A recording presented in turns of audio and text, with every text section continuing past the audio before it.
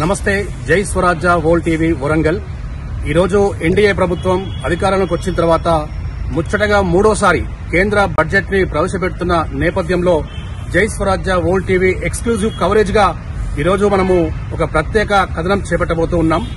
కేంద్ర ఆర్థిక శాఖ మంత్రులు నిర్మలా సీతారామన్ గారు 7వసారి ఈరోజు పార్లమెంట్ లో బడ్జెట్ ను ప్రవేశపెట్టబోతున్న నేపథ్యంలో బడ్జెట్ విషయానికి వస్తే వరంగల్ ఉమ్మడి జిల్లాల వ్యాప్తంగా ప్రతిసారి అన్యాయం జరుగుతుందని చెప్పాలి. మరి దీనికి సంబంధించి వరంగల్ ఉమ్మడి జిల్లాల ప్రజలు కేంద్ర ఆర్థిక శాఖ మంత్రుల్ని వేడుకుంటూ ఉన్నారు. అమ్మలా ఆలకించు, మా యొక్క సమస్యలను పరిష్కరించు, పూర్తి స్థాయిలో బడ్జెట్ ను ప్రవేశపెట్టు అని చెప్పి వేడుకుంటూ ఉన్నారు. దీనికి సంబంధించి ఆర్థిక విశ్లేషకులు డాక్టర్ శేషు గారు మనతో ఉన్నారు. శేషు గారిని అడిగి మరిన్ని విషయాలు తెలుసుకుందాం. సార్, ఇప్పుడు గత బడ్జెట్ కంటే ఈ బడ్జెట్ లో తెలంగాణ రాష్ట్రం నుంచి 2 కేంద్ర మంత్రులు ఉన్నారు. సో ఇప్పుడన్నా పూర్తి స్థాయి న్యాయం జరిగే అవకాశం ఉందా? కేంద్ర మంత్రులు ఉన్నంత మాత్రాన బడ్జెట్ లో అటెన్షన్ పెరుగుతుంది, బడ్జెట్ లో నిధులు పెరుగుతాయి అనేటటువంటి ఆశించడంలో తప్పు లేదు. కానీ అయితే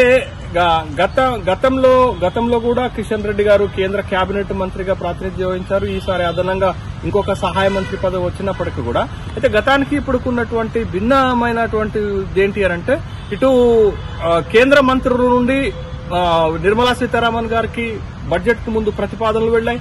మరి ముఖ్యంగా రాష్ట్ర ప్రభుత్వం నుంచి కూడా అనేక ప్రతిపాదనలు వెళ్లినటువంటి సందర్భంలో ఈ ప్రతిపాదనలు గనక పరిగణలోకి తీసుకుంటే గతంలో కంటే కూడా కేంద్ర బడ్జెట్ లో తెలంగాణ రాష్ట్రానికి ఎక్కువ నిధులు గాని ఎక్కువ ప్రకటనలు గాని వచ్చేటటువంటి అవకాశం అయితే ఉంది.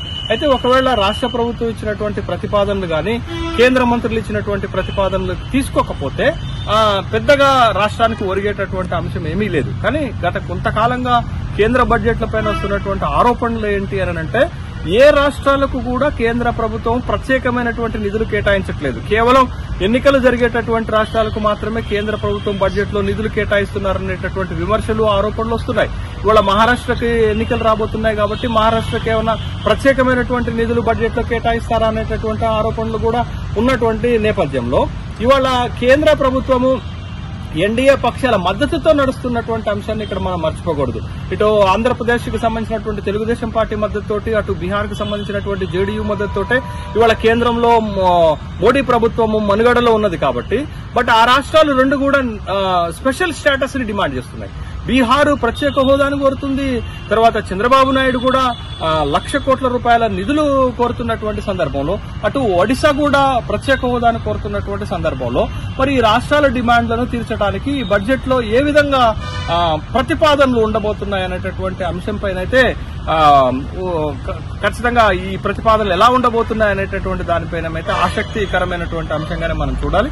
ఈ పూర్తి స్థాయి బడ్జెట్ లో ఆయా రాష్ట్రాలకు నిధులు, ఆయా రాష్ట్రాల ప్రతిపాదనలు ఎంతవరకు పరిగణలోకి తీసుకుంటారనేటటువంటి విషయాన్ని కనుక మనం చూడాలి. మరి ముఖ్యంగా రేవంత్ రెడ్డి ప్రభుత్వము కేంద్రం ముందు, ఆర్థిక మంత్రి ముందు అనేక ప్రతిపాదనలు పెట్టారు. ఆ ప్రతిపాదనలో ఏ ప్రతిపాదనలకు కేంద్ర ప్రభుత్వము ఆమోదం తెలపబోతుంది, ఏ ప్రతిపాదనలకు నిధులు కేటాయించబోతున్నారనేది వేచి చూడాల్సినటువంటి అంశంగానే చూడాలి.